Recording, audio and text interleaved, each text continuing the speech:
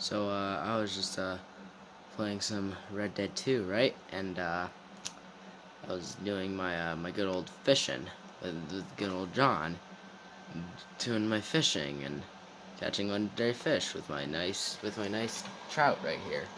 And if you can't see already, my horse, my white Arabian, the best horse in the game, I got for almost $1,000 from Blackwater.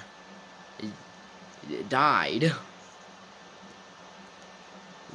by getting ran over by a train in Annesburg.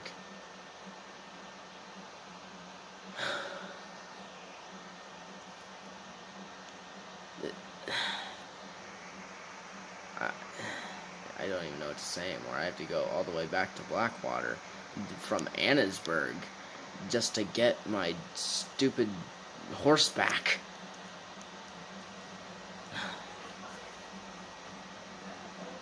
I just... Why? Just why? I fucking hate trains, dude.